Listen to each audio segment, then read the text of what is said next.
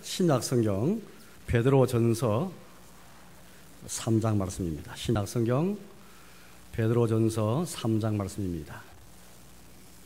신약성경 380쪽쯤이 되겠습니다.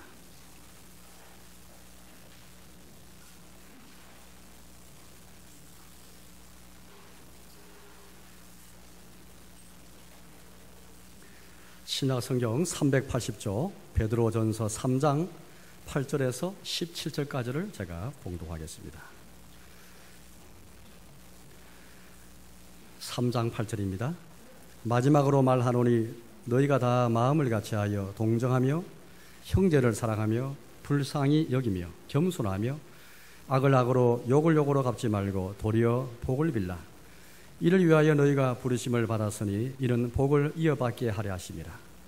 그러므로 생명을 사랑하고 좋은 달 보기를 원하는 자는 혀를 금하여 악한 말을 거치며 그 입술로 거짓을 말하지 말고 악에서 떠나 선을 행하고 화평을 구하며 그것을 따르라. 주의 눈은 의인을 향하시고 그의 귀는 의인의 간구에 기울이시되 주의 얼굴은 악행하는 자들을 대하시느니라 하였느니라. 또 너희가 열심으로 선을 행하면 누가 너희를 해하리요? 그러나 을을 위하여 고난을 받으면 복 있는 자니 그들이 두려워한 것을 두려워하지 말며 근심하지 말고 너희 마음의 글수를 주로 삼아 거룩하게 하고 너희 속에 있는 소망에 관한 이유를 묻는 자에게는 대답할 것을 항상 준비하되 온유와 두려움으로 하고 선한 양심을 가지라. 이는 그리스도 안에 있는 너희의 선행을 욕하는 자들로 그 비방하는 일에 부끄러움을 당하게 하려 함이라. 선을 행함으로 고난받는 것이 하나님의 뜻일진데 악을 행함으로 고난받는 것보다 나으니라. 아멘. 올해 종교의 500년을 맞아서 여러 가지로 우리가 생각할 점이 많이 있습니다. 저는 개인적으로 유명한 그런 개혁가들도 사실 많이 있습니다. 하나님께서 500년 전에 신앙적으로 암흑시대였던 그 당시에 곳곳에 당신의 백성을 세우시고 또 경건한 백성, 바르게 무릎 꿇지 아니하는 하나님의 교회를 보존해 주시고 또 인도하셨지만 특별히 쓰임받은 자리가 많습니다. 독일에서 루터가 쓰임받았고 또 프랑스 사람이지만 스위스 제네바에 가서 사역했던 칼빈도 하나님이 쓰셨고 그 외에도 곳곳에서 하나님이 지도자를 세우시고 많은 하나님 백성을 이렇게 세우셔서 당신에게를 순결하게 하시고 또 주의 복음이 순결하게 전파되게 하시고 하나님의 교회가 세워지게 만들었습니다. 그중 우리가 잘 좀 이름이 덜 알려진 사람이 있는데요.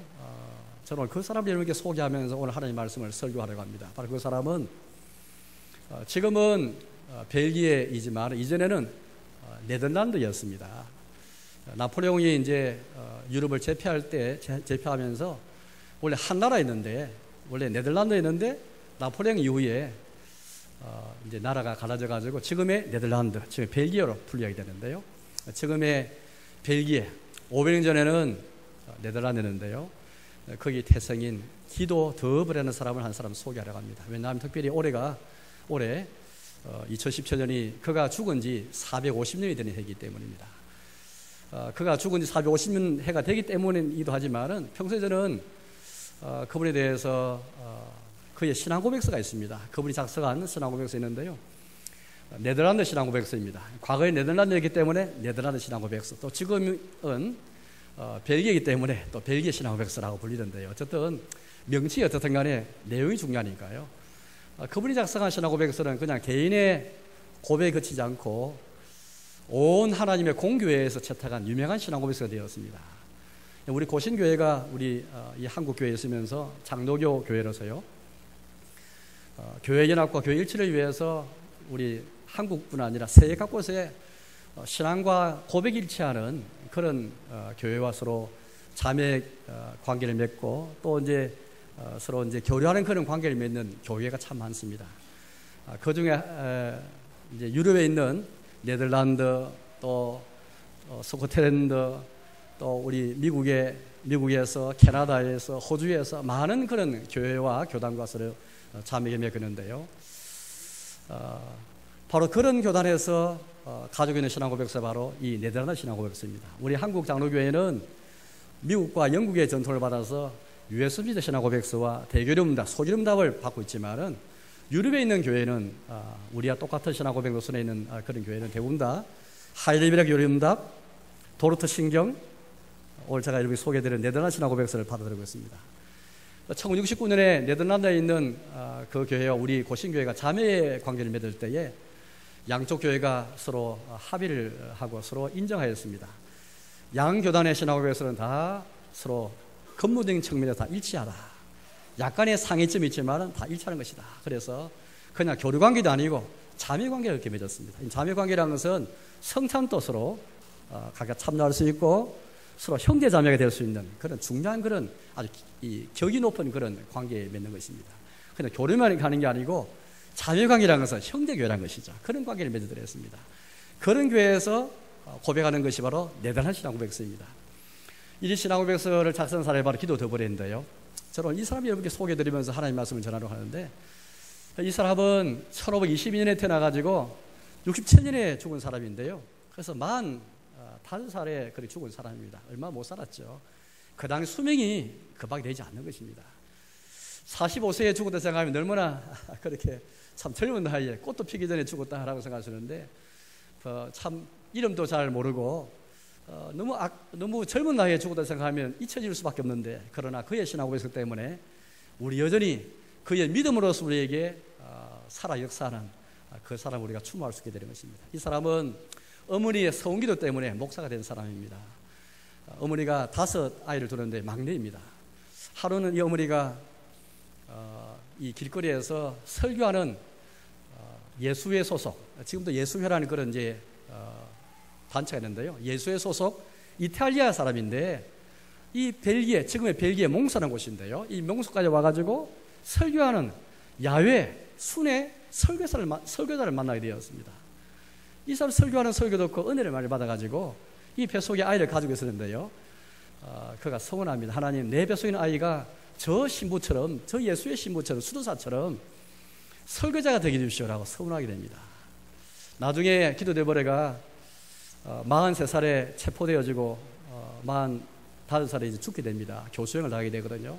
감옥에서 어머니한테 편지를 씁니다. 그때 어머니가 살아 계셨거든요.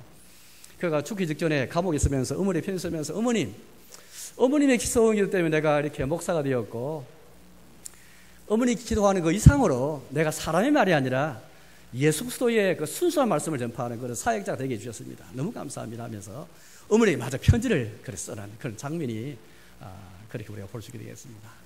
어머니의 성의 때문에 목사가 된 기도 더불어 그는 그의 형님들이나 누나도 있지만은 종교여행이 몽사라는 곳에 들어왔을 때에도요, 모든 형제가 다 이 복음을 접한 것은 아니었습니다.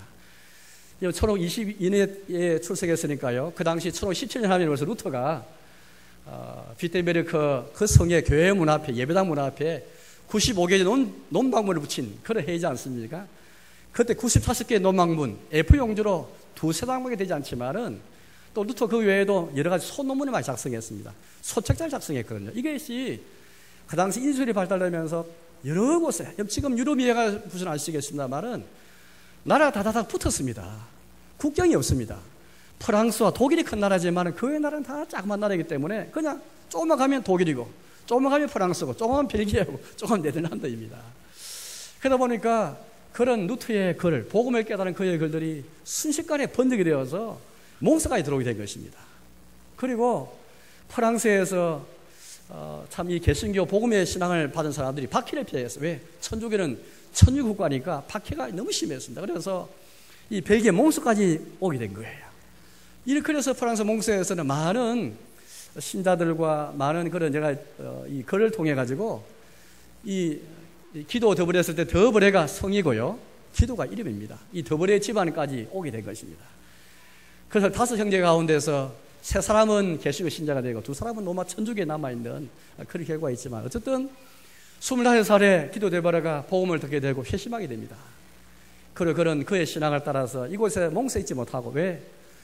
너무 박해가 심하다 보니까 그 당시 신앙 때문에 망명한 사람을 환영하는 곳이 있었는데 영국이었습니다. 영국 런던에 망명하게 됩니다. 런던에 갔더니 그곳에 이미 신앙의 박해를 피해서 온 많은 네덜란드 사람들, 벨기에 사람들, 많은 사람이 있는 거예요. 그 이민교회에 출석하면서 좋은 지도자들과 좋은 신자를 만나게 됩니다. 그곳에서 신앙을 배우게 되고, 또 기도해보는 거기서 스위스에 있는 제네바로 가게 됩니다. 왜? 제네바에는 칼빈이 있거든요. 칼빈 목사가 있습니다.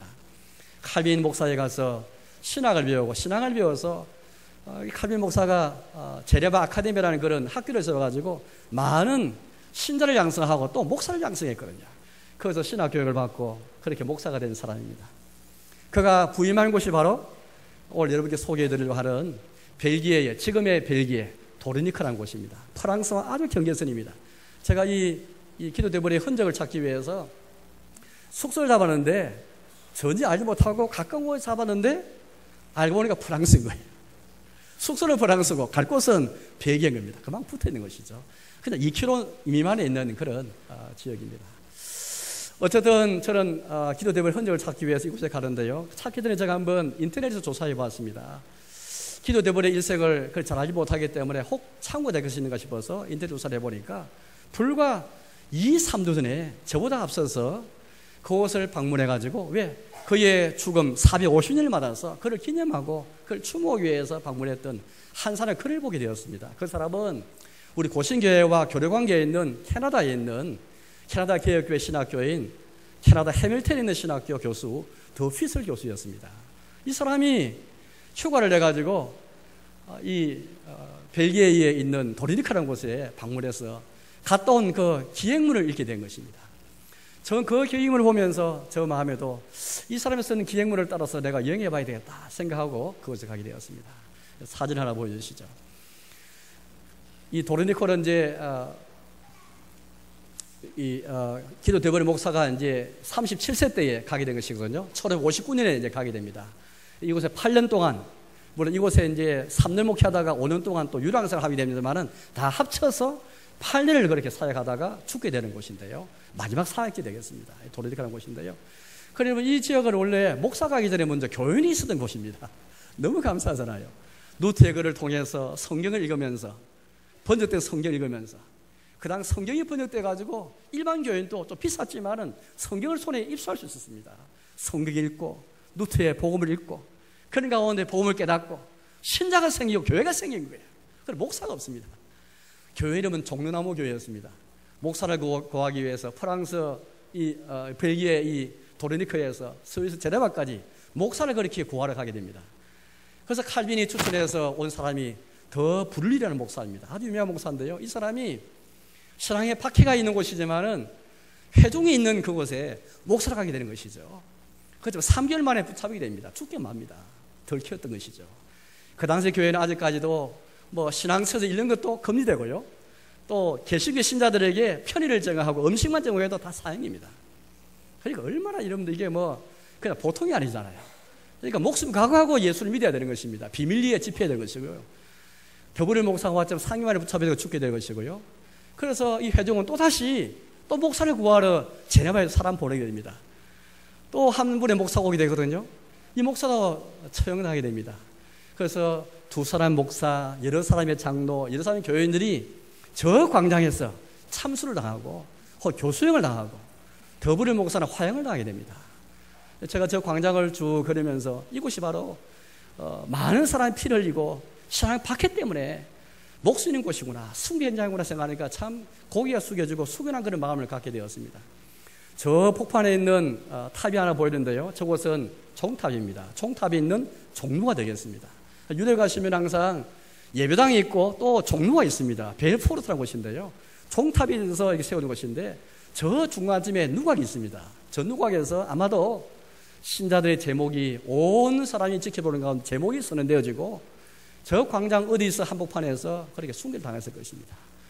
저희 그곳을 저는 그리면서 야, 이곳이 신앙의 박해가 있었던 것이구나. 새삼 신앙의 박해가 어떤 것이구나 하는 것을 한번 제 마음에 생각이 되었습니다. 다음 사진을 하나 보여주시죠. 저는 계속해서 기도대본의 흔적을 찾기 시작했습니다. 기도대본회가 1961년에, 1959년에 이곳에 와서 목회를 이제 시작이 되거든요. 이 종나무 교회에 두 사람 목사를 잃었지 않습니까? 그러다 목사를 더 이상 못 구합니다. 그러다가 14년 만에 오게 된 목사가 바로 이 기도대본의 목사인 거예요. 1959년입니다.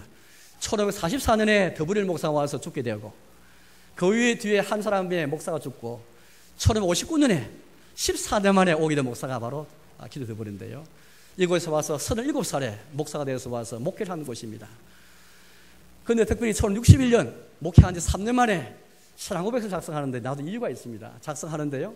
그 신앙 작성에서 저 성 안에 있는 성주와 지도자에게 이 신앙고백서를 전하기 위해서 그가 또 손수 작성한 편지와 더불어서 저 잘 보시면 끄트머리에 성벽의 흔적이 좀 남아 있습니다. 잔전데요. 뭐 성이라고 볼 만한 흔적을 억지로 찾으니까 사실 보여지는데 뭐 저게 성인지 뭔지 사실 알 수가 없죠.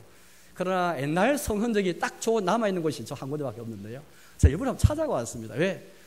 기도대보가 목숨 걸고 신앙고백 작성해서 그곳에 던져버렸거든요. 그래서 그때가 바로 1561년 11월 1일, 11월 2일 신날이었습니다.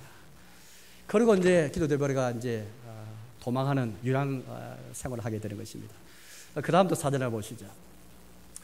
저곳은 이제 제가 일본에 제가 토요일날 가가지고요, 주일날 기도대보 흔적을 찾기 위해서 그래도 저기 도리니크에 기도대보가 사역을 했고 네다른 신앙고백을 작성해서 전파된 곳인데 뭐 개신교회를 한번 찾고 싶어서 찾아간 곳이 저곳이었는데요. 그 다음 사진 보여주시죠. 예배당 내부입니다. 저걸 보시면 예배당 바깥에 있는 곳에 붙여진 표지인데요. 저걸 잘 보시면 여러분 1544, 1544년이라는 것은 글자 연대가 보일 겁니다. 저는 그걸 보면서 너무 감동받았어요. 왜냐하면 더블일 목사가 교인의 청빙을 받아서 온 때가 1544년인데 저 1544라는 편말은 무슨 말이겠습니까? 바로 이곳에서 더블일 목사가 와서 종로나무 교회가 회집한 곳이다 하는 것을 보여주는 중요한 표지인 것입니다. 또 저 밑에 보시면은 그것도 한 숫자가 나오는데 그 숫자는 이 건물이 원래 지어진 연대를 가리킵니다. 로마식으로 이 건물이 세워졌는데 이 장소가 1200년 그 당시에 세워진 건물이거든요. 이 건물에 1544년에 더블일 목사가 오면서 종로나무 교회가 그렇게 운영된 비밀리에 회집한 그 장소라는 것을 그걸 보여주는 곳이었습니다. 저는 그곳에 들어가서 같이 예배를 드렸어요. 물론 이 벨기에다 보니까 프랑스 말로 그렇게 다 예배가 진행되어지고 그렇지만은 찬송가는 다 그렇게 제가 다 100% 아는 그런 곡조였습니다. 마음으로 찬송하면서 설교를 무슨 말인지 알지 못했지만은 마음이 연대를 갖고 신앙의 일치를 그렇게 한번 확인할 수 있게 되었습니다. 그 다음 사진 보시죠. 저 사진은 탑인데요. 이제 보수공사 때문에 뭐 가려져 있습니다만 원래 탑인데 우리 탑하면은 어떻게 생각할지 모르겠어요. 지금은 여러분들 옛날에는 이 탑이 전부 감옥으로 사용되었습니다. 저기 1층, 2층, 3층, 층층마다 장안방들이 많고요. 계단이 다 나선형으로 계단이 있으면서 장안방들이 다 감옥이었습니다. 바로 저 탑, 저 감옥에서 기도대보레와 많은 신자들이 갇혀 있다가 그렇게 나중에 순교당하게 되는 것이죠. 여러분, 저는 저 광장을 걸으면서 저 탑을 보면서, 감옥을 보면서 또 성벽을 보면서 또 저 교회를 보면서 기도의 흔적을 찾아가면서 많은 생각하게 되었습니다. 저 사람들이 신앙의 박해를 받아서 저를 믿음 지키기 위해, 진리 지키기 위해서 박해를 감수했는데 과연 나는 또 우리 시대의 우리 교회와 성도는 어떻게 할 수 있을까?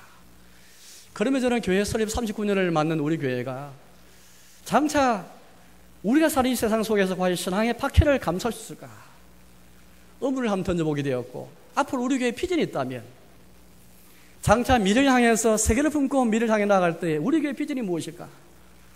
저는 생각해보니까 하나님의 나라와 주의 의를 위해서, 복을 위해서 내가 과연 박해를 감수할 수 있을까?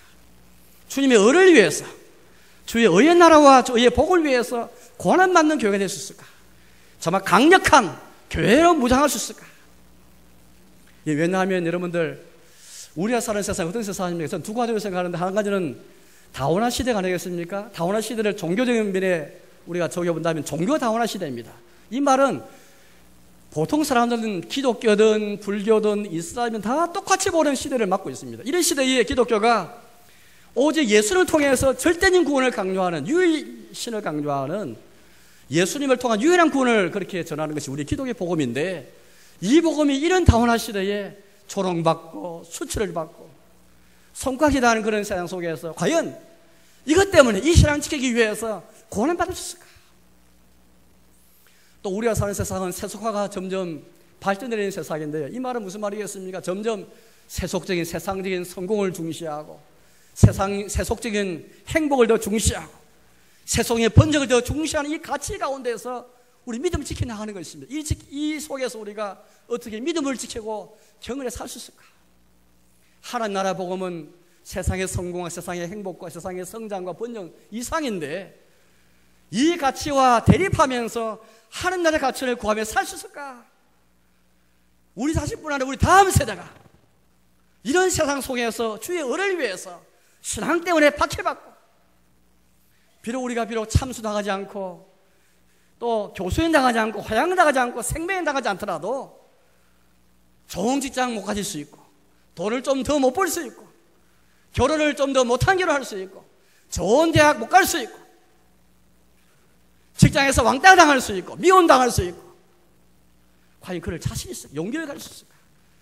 과연 우리 아이들이 이 험한 세상에서 이런 을을 위해서 신앙 때문에 박해도 감수하면서 모세처럼 아브라함처럼 노아처럼 의의 복음을 전파하는 가운데 주님의 의 때문에 마음을 상하면서 과연 의의 나라를 위해서 힘쓰는 그런 자 될 수 있을까?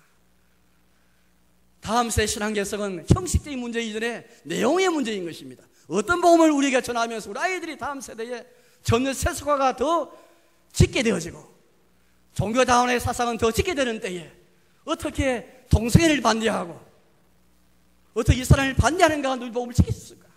강하지 않으면 그 될 수 없을 것인데 의를 위해서 고난받을 각오 없으면 우리의 신앙이 어떻게 생존할 수 있으면 어떻게 주님의 교회가 생존할 수 있고 존재할 가능성이 있겠습니까? 저는 이런 생각하면서 오늘 말씀을 생각하게 되었습니다. 베드로전서 3장 말씀인데요, 하나는 우리 교회의 미래의 비전을 생각하면서 39년 동안 하나님이 인도하신 은혜에 감사할 뿐 아니라 다음에 39년을 생각한다면 을을 위해서 박해받는 고난받는 성도 교회가 되는 것이 우리 비전으로 삼고 그런 다음 세대를 키우는 것을 목표로 삼을 때에 오늘 말씀 우리에게 큰 도전이 되는 말씀인 것입니다. 베드로전서는 이런 그리스도를 위하고 을을 위해 고난받는 것에 대해서 많이 말씀하고 계시는 중요한 성경입니다. 또 이 본문을 택한 이유는 또 하나 있는데요, 기도 대보레가 작성한 내단한 신학고백서 그 표지 제 앞면 표지를 보시면은 오늘 여기 3장 15절 말씀이 기록됐기 때문입니다. 우리 속에 있는 소망의 이유를 묻는 자들에게는 대답하기 위해서 항상 준비하되 온유와 두려움을 하라 말씀이 되겠습니다. 저는 오늘 여러분께 두 가지로 설교할 터입니다. 하나는 을을 위해서 고난받는 것이 무엇인가, 무슨 의미가 있는가. 두 번째는 을을 위해서 고난받을 때 우리 어떻게 해야 되는가. 저는 이것을 두 가지로 여러분께 설교를 하려고 합니다. 을을 위해서 고난받는 것이 무엇일까를 먼저 오늘 성경을 통해서 여러분께 설교하려고 합니다. 여러분, 우리가 고난받는 것 참 말이 쉽지만 어떻게 여러분 일부러 고난을 자청할 수 있겠습니까? 일부러 고난받는 것은 그건 자체가 이상한 것이. 그러나 을을 위해서 고난받을 때에 과연 무엇이 의이길래, 의가 무엇이기에 고난받기까지 받을 수 있을까? 기도 더부려처럼, 더 부를리 목사처럼, 많은 장로와 많은 신자들처럼, 참수당하고 교수당한 영당한 사람처럼 왜 저렇게 목숨을 아끼지 않고 왜 그대 신앙 때문에 숭배당하셨을까? 의가 무엇이기에? 그럼 제가 한번 성경을 읽어보겠습니다. 이렇게 우리가 말씀하는데요, 14절 읽어보겠습니다. 14절입니다. 그러나 을을 위하여 고난을 받으면 복 있는 자니, 을을 위해서 고난받는 것을 우리에게 말하고 있는 것입니다. 의가 무엇이겠습니까? 일반적으로 우리 세상에서 의라 말하는 것과 성경에서 말하는 의와 조금 다른 뉘앙스가 있습니다. 성경에서 말하는 것은 아주 간단한데요, 하나님과 내가 의로운 관계에 있는 것, 즉 올바른 관계에 있는 게 바로 의입니다. 또 하나는 나와 이웃과 올바른 관계에 있는가, 이게 바로 의인 것입니다. 한마디로 의는 관계에서 그 사람이 의다, 옳다, 어렵다 이렇게 우리가 그래 말할 수 있는 것이죠. 하나님과 올바른 관계에 서 있는 게 의이고 이웃과 올바른 것에 서 있는 게 바로 의인 것입니다. 자, 하나님과 올바른 관계에 서 있기 위해서, 이웃들과 올바른 관계에 서 있기 위해서 고난받는 것, 바로 이것을 오늘 성경에서 우리에게 말하는 것입니다. 2장 24절 말씀 보니까요, 예수님께서 십자가 주신 목적에 대해서 우리 말하고 있는데요, 이렇게 우리가 말하고 있습니다. 2장 24절을 제가 읽어보겠습니다. 친히 나무에 달려 그 몸으로 우리 죄를 담당하여서 이는 우리로 죄에 대하여 죽고 의에 대하여 살게 하라심이라. 예수님이 친히 나무에 달려 십자가에 죽으신 그 십자가의 죽음을 우리에게 말하고 있는데요, 십자가의 복음은 우리의 성경의 가장 핵심적인 우리의 참 복음인데요, 예수님께서 왜 십자가에 저주를 받아서 나무에 달려 죽으셨습니까? 죄에 대하여 죽고, 우리가 죄에 대하여 죽고 의에 대하여 살게 하라심이라. 의를 위하는 것은 다른 게 아닙니다. 예수님이 십자가에 죽으신 목적을 우리가 실행하는 것입니다. 실체로 옮기는 것이죠. 주님과 올바른 관계에 서 있기 위해서, 형제와 올바른 관계에 서 있기 위해 몸부림치는 것은 예수님이 주신 목적을 실천하는 것입니다. 뿐만 아니라 우리 예수님께서 마태복음 5장에서 말씀했지 않습니까? 을을 위해서 박해를 받은 자는 복이 있나니 천국이 저들의 것이며. 팔복 가운데 유명한 한 복이지 않습니까? 을을 위해서. 결국 의가 이런 것이라면 우리가 가진 복음, 우리가 가진 성경은 결국 의에 관한 복음이고 의의 성경입니다. 복음은 예수를 통해서 어떻게 하나님 앞에 올바르게 섰을 것인가, 어떻게 주의 십자가를 통해서 인간 바르게 사람과 올바른 관계에 서 있을 것인가, 이걸 말하는 게 성경이고 우리의 복음이지 않습니까? 우리가 천국이 어떤 나라입니까? 하나님 나라 어떤 나라입니까? 우리가 구할 하나님 나라와 너희는 그의 나라와 그의 의를 구하라 말씀하시는데요, 이 말씀에서 볼 때도 그의 나라는 곧 그의 의의 나라이기 때문에, 그래서 그의 나라와 그의 의를 구하라 함께 동기오르게 말씀하고 있는 것입니다. 그의 나라는, 하나님 나라는 그의 의가 넘치는 나라이고 그의 의의 나라인 것이거죠. 천국은 바로 그런 나라인 것입니다. 그래서 의를 위해서 박해를 받은 자에게 하나님께서 의의 나라를 상소할 것을 우리에게 말씀하는 것입니다. 세상 나라를 상소받는 게 아니고 의의 나라 천국을 상속받아야 가장 세상에 복된 자인 것이죠. 여러분, 오늘 성경은 우리에게 의를 위해서, 이 말씀 아까 14절 말씀 보니까 복 있는 사람이다 그렇게 말씀하십니다. 의를 위해서 고난받는 것이 물론 항상 그런 것은 아닙니다. 아까 우리 앞에 13절 말씀 보니까 그런 말씀이 있는데요, 제가 13절을 보겠습니다. 또 너희가 열심으로 선을 행하면 누가 너희를 해하리요. 일반적으로는 우리가 의를 행할 때, 열심으로 의를 행하고 열심히 선을 행할 때 칭찬이 있지 뭐 당장 박해가 있는 것은 아닙니다. 아, 참 교회 다니는 사람이 참 올바르구나, 사람과 바른 관계를 맺고 그들이 믿는 신과 올바른 관계를 맺구나, 칭찬할 수가 있습니다. 열심으로 선을 행하고, 이게 선을 행하는 것 자체가 의를 행하는 것이지 않습니까? 같은 말인데요, 의를 행하는 것, 여기 선이란 그냥 윤리적인 선이 아니고 의와 선과 같은 맥락에서 오늘 성경을 우리에게 말하고 있습니다. 여러분, 이와 같이 성경 우리에게 일반적으로는 서양 사람은 우리 의를 행할 때, 선을 행할 때 칭찬하지만은 누가 우리 해치겠습니까? 그 사람 해치지 않다. 그러나 반드시 그렇지 않을 수가 있습니다. 정반대일 수 있다는 것이죠. 저 의를 위해서 열심히 의를 행하고 열심히 선을 행할 때 오히려 박해가 있고 고난이 있을 수 있다.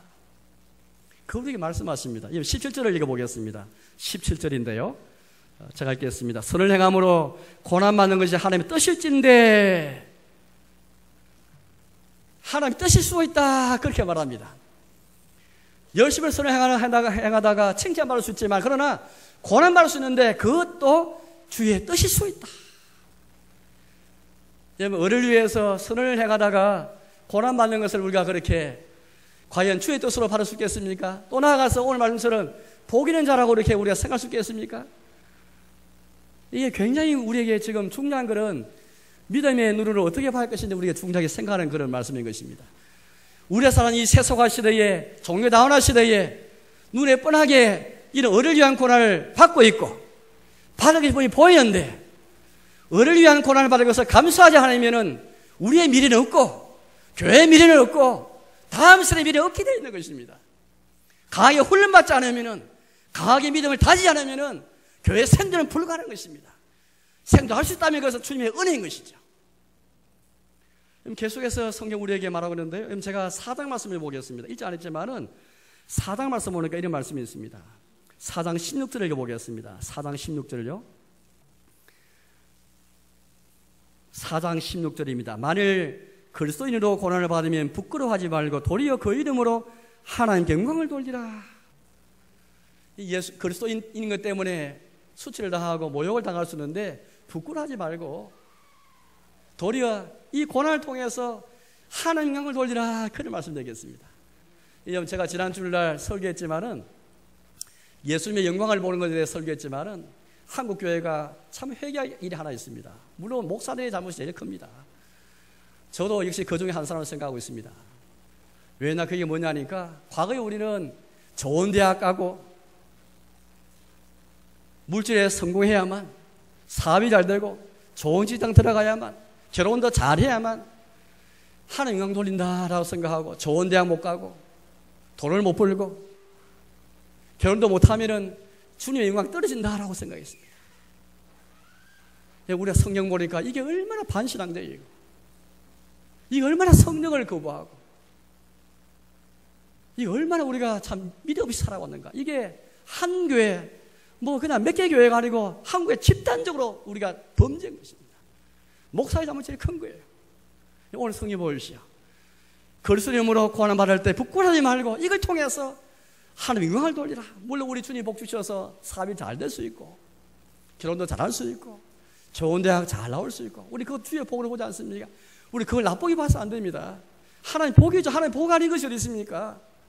가난할 때나 부유할 때나 행복할 때나 불행할 때나 풍년할 때나 흉년할 때나 다 하나님의 손을 인정하고 주의 존재를 인정하고 예술적으로 고백하는 게 우리 신앙인데 우리의 생각 가지고 성공해야만 번영해야만 성장해야만 하나님 영광 돌린다 하라고 생각하는 게 얼마나 반신학문이었습니까? 우리가 다 해야 됩니다. 그래서 우리가 의를 위해서 고난받지 아니하고 의의 복을 위해서 주님의 의를 지키기 위해서 주의 의의 나라를 위해서 하나님과 올바른 관계를 위해서 이웃과 올바른 관계를 맺기 위해서 내가 희생당하고 돈을 적게 벌고 주일 성수를 위해서 예배 지키기 위해서 형제 사랑하기 위해서 고난받는 것 이걸 통해 영광받지 아니하고 좋은 대학 가고 좋은 직장 가지고 이거 해야만 영원을 생각하고 결과를 어떻게 되었습니까? 다 교회 떠나고 고3 학생들 교회 나오지 못하게 만들고 중3들 고3 더 교회에 나와서 더 기도 많이 하고 더 하나님의 은혜를 받아야 되는데 교회 다 쫓아낸 것이잖아요.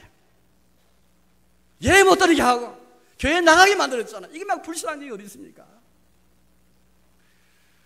여러분 우리가 생각을 바꿔야 되겠습니다. 이건 자본주의와 물질 만능주의와 세속화의 그 관점에서 우리 식대로 하나님 영광이라는 것을 판단하게 된 것이죠. 성령 앞에 정직하게 서지 못하게 된 것입니다. 여러분 의를 위해서 반드시 고난받는 것은 아닙니다. 그러나 의를 위해서 고난받을 수가 있습니다. 아벨도 그랬고 모세도 그렇게 했고 노아도 그렇게 했고 많은 신앙의 선조가 그랬고 성경사뿐 아니라 교회 역사에서도 더블일 목사 그렇게 했고 종남의 교인들이 그렇게 했고 기도대원의 목사 그렇게 했고 많은 신자 많은 장로들이 저 광장에서 숭례당하면서 의를 위해서 고난받는 부끄러워하지 아니하고 하나님 영광을 돌렸던 것입니다. 사랑하는 교회 여러분 의를 위해서 고난받을 수가 있습니다. 의를 위해서 고난받는 것은 복 있는 자이고 하나님 영광 돌리는 방법이라면 또 우리 예수님께서 먼저 어려우신 자로서 모두 우리의 불을 대신하셨고요. 2장 말씀 보니까 우리 예수 그리스도께서 그리스도도 우리보다 먼저 앞서셔서 어려우신 자였지만은 의를 위해서 고난을 받으신 것을 우리에게 말하고 있거든요. 우리의 스승 예수님께서 먼저 앞장서신 그 길입니다. 예수의 제자라고 주님의 길을 따라가기를 원한다면은 의를 위해 고난받는 것을 이상이지 말고 아까 4장 14절 읽어보는 이런 말씀이 있습니다. 4장 14절인데요. 너희가 그리스도 이름으로 치욕을 당하면 복 있는 자로다. 영광의 영 곧 하나님의 너희 위에 계심이라. 예수님 때문에 치욕당하는 일이 있을 것입니다. 여기도 보니까 복 있는 자로다. 성령이 함께 하시는 거예요. 따라서 여러분 의를 위해서 고난받는 것이 반드시 있지 않지만 그러나 혹 있다면 주의 뜻으로 받고 믿음으로 하나님 복을 받고 하나님 영광을 돌리시길 바랍니다. 두 번째는 이런 의를 위한 고난이 임할 때 우리 어떻게 되는가? 저 두 가지를 말씀드렸는데 하나는 악을 악으로 욕을 욕으로 갚지 말고 도리어 복을 빌라. 그리고 우리 말씀하고 있습니다. 두 번째는 그런 자들에게 그런 자를 위해 복을 베풀어 하는 동시에 나아가서 그들과 단죄하지 말고 계속 온유와 두려움으로 그들과 소통하면서 그들에게 답을 제시하라. 우리의 믿음과 우리의 소망에 대한 답을 제시하라. 그렇게 두 가지로 오늘 성경 우리에게 말하고 있습니다. 그럼 제가 성경을 한번 읽어보겠습니다.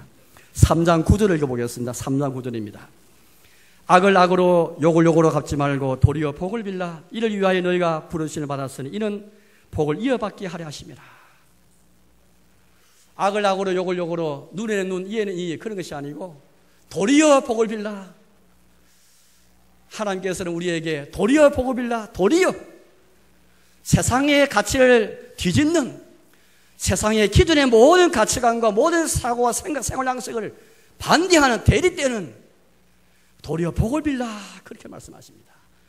그래서 그리고 이어지는 말씀이 이를 위하여 너희가 부르심을 받았으니, 흔히 부르심 받았다는 말은 소명 받았다는 말이잖아요. 흔히 여러분, 우리는 소명하면은 그런 목사님이나 장로님이 돼야 소명 받는다라고 생각합니다. 그러나 그렇지 않죠. 오늘 성경 보시면은 너희가 부르심을 받았으니, 이 너희는 목사님과 장로님만 딱 골라가지고 이렇게 주실 말씀이겠습니까? 그렇지 않죠. 모든 신자를 가리키는 말입니다. 너희가 부르심을 받았으니, 모든 신자의 소명, 모든 신자의 소명은 바로 이것입니다. 도리어 복을 비는 것입니다. 특히 이것을 여러분들 구약시대에 제사장이 있는데요, 구약의 제사장은 성소 안에 하나님의 집에서 있으면서 이제 하나님 섬기는 사람들이고 제사와 관련된 일을 봉사한 사람입니다. 제사장 직무 가운데 하나는 뭐냐니까 복을 비는 겁니다. 물론 이들이 하는 일은 제사를 하게 되는 봉사하는 것이지만, 그 다음에 또 말씀을 가르치기도 하고요. 그 외 일들이 많습니다. 또 한 가지는 백성에 가서 복을 비는, 하나님의 복을 선포하는 강복선을 하는 것이, 하나님이 주시는 그 복을, 모두 해주는 복을 선포하고 선하는 것이 제사장 사명입니다. 여러분, 성경을 잘 아시면 바로 2장에서 2장 9절에서 우리가 잘 아는 말씀이 나오거든요. 2장 9절 제가 읽어보겠습니다. 2장 9절입니다. 그러나 너희는 택하신 족속이요 왕같은 제사장들이요. 이제 이 시대는 특별한 사람만 제사장이 아니고 너희는 모든 신자가 다 왕같은 제사장들이다. 이 말씀은 충격의 말씀입니다. 이 말씀은 종교 루터가 이 말씀을 깨달았잖아요. 제사장은 말씀도 가르치고 제사도 직접 인도하고 축복도 하는 사람인데, 이제 우리 제사장이 되었기 때문에 우리 신자는 어떤 자유가 있냐면은 지금의 성직자만 말씀을 가르치고 말씀을 전하고 말씀을 설교하고 축복하는 사람이 있는 게 아니고, 모든 신자, 모든 세례교인이 하면 하나님의 말씀을 가르치고 설교할 수 있고 전할 수 있고 축복할 수 있는 사람이다. 그걸 가르쳤습니다. 제사이니까요. 그럼 왜 오늘 우리는 목사가 또 장로만 그렇게 와서 말씀을 전하고 가르치고 왜 그렇게 하는가? 질서를 따라서 하기 때문입니다. 본래 모든 신자가 다 제사장으로 살 수 있지만은 질서를 따라서 하다 보니까 목사가 설교하고 장로 목사가 성례를 집행하고 질서를 다 하기 때문인 것이다. 그러나 근본적으로는 모든 신자가 다 제사장이기 때문에 설교할 수 있고 복음을 전할 수 있는 권리가 있고 축복할 수 있는 권한이 있기 때문인 것입니다. 혹 특별히 너희가 부르심을 받았으니 모든 신자가 제사장으로서 복을 비는 것, 이건 이제 하나님의 교회가 이 세상에서 제사장나라로 부름받았지 않습니까? 제사장 나라. 오늘 저희는 다 제사장으로서 이곳에 모이는 것이죠. 세상 나라에 대해서 제사장 나라를 이루고 있는 저와 여러분들입니다. 우리의 삶이 뭐냐? 오늘 말씀 보니까 악을 악으로 악을 우리에게 끼치고 해를 끼치는 그런 자들에게 도리어 악으로 욕으로 갚지 아니하고 도리어 복을 비는 제사장 사명을 받은 사람, 바로 이게 하나님의 교회고 회중인 것입니다. 이게 교회의 사명이요 신자의 소명입니다. 오늘날 복받아가는 사람 많지만은 복을 비는 사람이 그렇지 많지 않습니다. 다 내 자신이나 우리 자녀들이 복받기 원하지만은 나에게 해를 끼치고 알 끼치는 자들을 위해서 복을 비는, 다른 형제의 복을 비는 사람이 제사장의 사명을 가지고 하는 사람이 너무 적은 것입니다. 형제가 복받기 위해서, 저 원수가 복받기 위해서 도로 복을 비는 제사장의 사명을 잃어버린 지 오래된 것입니다. 이런 다음 세대, 오늘 이 시대 우리가 이런 세상에서 우리 교회 어떤 교회가 되겠습니까? 을을 위해서 고난받을 뿐 아니라 고난받을 때에 악으로 갚지 아니하고 욕으로 갚지 아니하고 도로 복을 비는 제사장나라의 사명, 이 피드를 가져야 되는 것입니다. 그래야 오늘 뒤에 말씀 보니까 이는 복을 이어받게 하려 하심이라. 그래야 복을 이어받는 것이죠. 복을 빌지 않고 복을 이어받을 수가 없는 것입니다. 오늘 하나님의 말씀에 하면, 오늘 하나님의 말씀에 우리는 정반대되게 복받기 원하면서 복을 빌지 않잖아요. 우리의 소명인 원수를 위해서라도 복을 빌 때에 복을 이어받을 수 있게 되는 것이지, 을에 고난받을 때 복 있는 자가 되는 것이지, 그렇지 않아야 복받는 자가 되는 것은 너무나 우리의 탐욕을 따라서 하나님의 제도 믿는 것이 아닌 것입니다. 사랑하는 여러분, 을을 위해 고난할 때 우리는 오늘 말씀 생각하면서 복을 비냐 되시기 바랍니다. 그러나 나아가서 그들을 위해서 우리가 기도할 뿐 아니라 복을 빌 뿐 아니라 동시에 그들과 소통하면서 온유함으로 우리 안에 있는 소망에 대해서 항상 대답할 준비가 있는 실력 있는 교회를 갖춰야 됩니다. 우리 고난받을 때에 우리가 정정당당하게 우리 믿음에 대해서 우리가 받은 이 신앙 고백에 대해서 자신의 확신을 가지고 그렇죠 온유함을 가지고 화평의 방법을 해서 얼마나 답할 수 있는가? 왜 교회가 동성애를 반대하고 왜 이스라엘을 반대하는가? 왜 주를 성수하는가? 왜 예배를 지키는가? 이런 등등의 문제에 관해서 어떻게 우리가 답을 할 수 있겠습니까? 우리 다음 세대 이 답을 할 수 있는 신자를 세워야 하겠습니까? 그냥 교회만 다니는 사람이 아니고 세상과 소통하면서 그냥 세상만 가르치는 자세가 아니고 고압지 자세가 아니고 세상을 소통하면서 겸손함으로 온유와 두려움을 하면서 그렇게 우리가 세상에 답을 제시하는 세상은 교회에 대해서 많은 답을 그렇게 요구합니다. 우리 지난주에 우리가 예수님 역사다 영화를 봤지 않습니까? 기독교 소설 기독교 영화의 사명이 있다면 세상이 던지는 의문에 대해서 무신론자들인 그들에 대해서 어떻게 하나님이 존재하시고 어떻게 하나님이 살아계신가 이걸 그들의 용어로 그들의 말로 그들의 형편에서 설득력 있게 만드는 게 기독교 소설 기독교 영화인 것이죠. 그래서 우리 편에서 간장하는 게 아니고 그들 입장에 서서 정말 세심하게 치밀하게 작성해가지고 그게 바로 기독교 소설 기독교 영화의 사명입니다. 여러분 오늘 여러분들이 SNS를 많이 할 것인데요, 페이스북이든 SNS에서 그냥 우리의 신앙을 그냥 고압지자스를 가지고 가르치지 마십시오. 세상 소통하면서 우리 답을 제시할 때에 온유와 두려움하시기 바랍니다. 오늘 3장 15절 말씀 보니까 그렇게 말씀하지 않습니까? 온유와 두려움으로 하고 그렇게 말씀하셨습니다. 기도 대버레가 신앙고백 작성한 이유가 바로 이것이죠. 바로 이런 이유 때문에 세상에 대해서 세상의 여러 가지 오해와 그런 비난에 대해서 신앙을 고백하고 오해를 풀기 위해서 그렇게 작성했던 것입니다. 그 보면 이런 배경이 있습니다.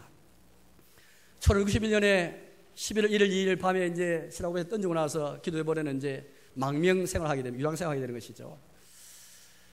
그때 바로 이 던지게 되는 그 이유가 있는데요. 바로 그것은 두 달 전에 한 달 반 전에 1561년 9월 29일 날 이런 사건이 발생하게 되었습니다. 찬송가 시위 사건이었습니다. 이제 기도해버리가 3년 목회하는 가운데 교인이 많이 늘게 되었습니다. 지하교회지만은 수백 명의 교인이 된 것입니다. 그런 가운데 교인들이 이제 서로 이렇게 말하기 시작했습니다. 이제 우리가 더 이상 숨을 수가 없다. 우리 드러내놓고 우리의 존재를 드러내놓고 신앙생활을 하자. 그런 일들이 그런 말이 오게 되었고 급기야 나를 잡고 한밤중에 심야에 기도 더 버린 목사가 말렸지만은 20명의 교인들이 밤에 횃불을 켜고 시편 찬송 부르면서 시위를 하게 되었습니다. 온 성안이 충격의 동안에 휩싸이게 되었습니다. 아직까지도 책 읽지도 못하고 집회 금지된 곳인데 여전히 시정부와 또 군대는 노마 천주교 편인데 오히려 타락이 본격화되기 되기 시작했습니다. 노마 천주신자들은 저 사람이 우리하고 신앙이 뭐가 다르길래 저리 시위를 하는가? 우리는 교회가 아니란 말인가?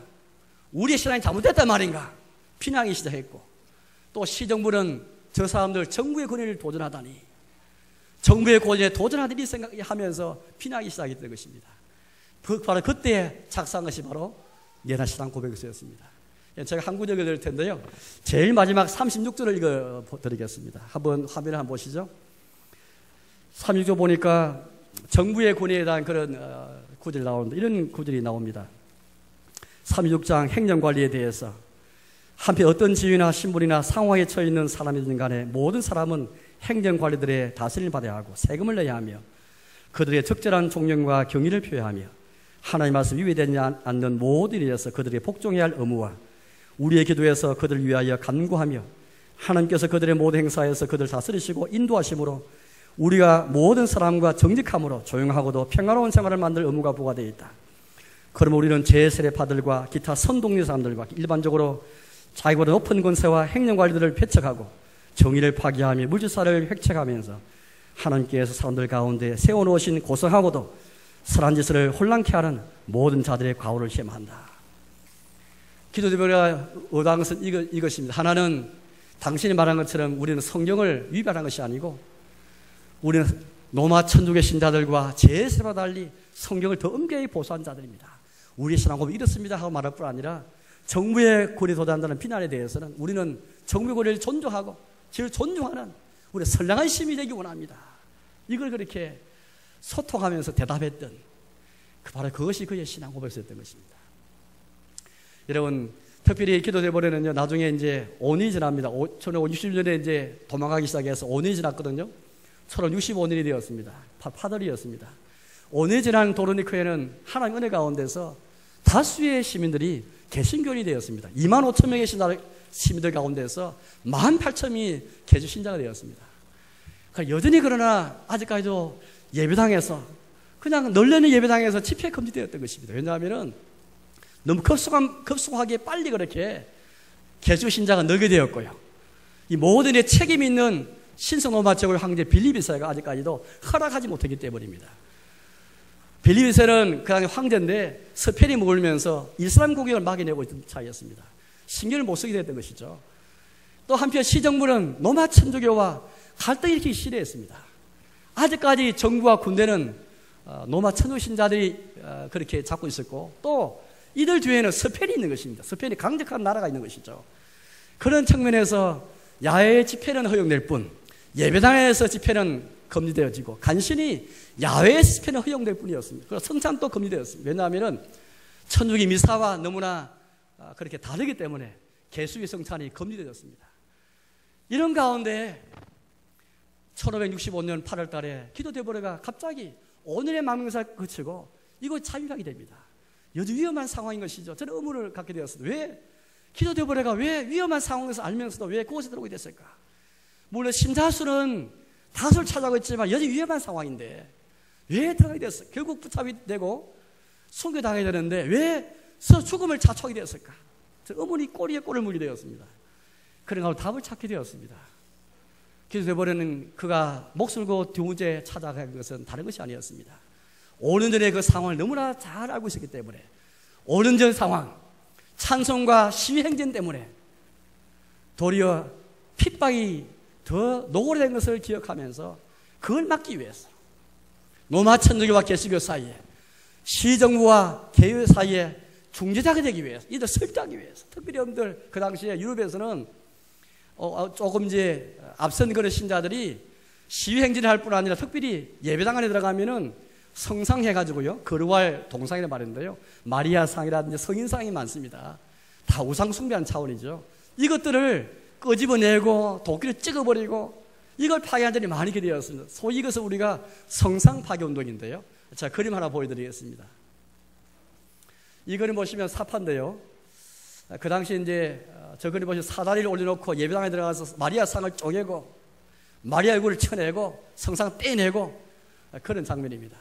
이 운동이 유럽 곳곳에 분리되었고 바로 이 도르니크에도 일보 직전까지 오게 된 상황이었습니다. 시위행진하고 교인들이 다수를 차지하니까 힘을 밀어붙이면 되는 것입니다. 이런 상황, 또 위험한 상황이고요. 이런 상황에서 기도회가 자유화된 거 왜 그렇겠을까? 다 이것 때문입니다. 화평의 중재가 되기 위해서 세상에 대해서 대답을 하지만 온유와 두름하기 위해서 오늘 여기 또 이런 말씀이 있는데요 11절 말씀 보니까 화평을 구하고 그것을 따르라. 화평을 구하고 그것을 따르기 위해서 기도대보레가 그렇게 참여하게 되는 거죠. 그러면서 신자를 만나서 설교하기 시작합니다. 야외 집회는 허용되기 때문에 설교할 때 이렇게 설교합니다. 아주 유명한 설교거든요. 성상을 파괴하는 것은 교회의 사명이 아닙니다. 그건 정부의 사명입니다. 정부가 권위를 가지고 파괴할 때 파괴하는 것이지 교회의 사명은 하나님 말씀과 우리의 신앙고백에 따라서 우리의 마음과 우리의 삶이 새롭게 될 때 그때 교회가 정리될 것입니다. 교회 정결은 예배당 안에 있는 성상 뗀다고 교회가 정결된 것이 아니고 우리 신자가 정결된 것이 아니고 눈에 보는 성상 파괴 중요한 게 아니고 하나님 말씀과 고백을 따라서 신앙 고백에 따라서 우리의 마음, 우리의 삶이 이 거룩하게 되어야 교회가 정결되는 것인데 이걸 기도대보레가 설교하기 시작. 교인도 설득하였지만은 역부족이었습니다. 마침내 스페인 군대가 개입하게 되었고 결국 이 도리크성을 포위해가지고 도리크도 우리 기도대별에도 붙잡혀서 죽게 되고 많은 신자 박해를 받고 또 많은 신자는 다른 곳으로 도망하게 되었던 것입니다. 이제 말씀 맺도록 하겠습니다. 사랑교회 여러분, 오늘 우리가 설립 39년을 맞아서 지나온 39년에 감사할 뿐 아니라 앞으로 39년을 생각한다면 어떤 성도, 어떤 교회가 되어야 하겠습니까? 또 다음 세 생각하면서 우리가 어떤 비전을 가져야 되겠습니까? 우리가 사는 세상에 본전한다면 우리는 을을 위해서 고난을 받을 수 있다는 것을 생각하면서 을을 위해서 고난을 받을 수 있는 그런 성도, 교회를 우리가 세워져야 되겠습니다. 특히 오늘 3장 8절 말씀 보는 그런 말씀이 있는데요. 3장 8절입니다. 마지막으로 말하노니 너희가 다 마음을 같이하여, 을을 위해서 고난 받는 것은 개인의 문제가 아니고 마음을 같이해서 온 회중이, 온 교회가 함께 을을 위해서 고난받고 을을 위해 고난하는 것을 복으로 여기고 이걸 통해 하는 영광 돌리고 또 도리어 복을 빌고 마음을 같이해서 함께 세상에 대해서 소통하면서 답을 제시하는 그런 우리의 교회가 되어야겠습니다. 아무쪼록 이 사명 잘 감당하시는 이런 비전 가지고 지난 과거에 대해서 감사할 뿐 아니라 다음 미래를 생각하면서 함께 나아가시는 저와 여러분 삶이 되시기를 주님의 이름으로 축복합니다.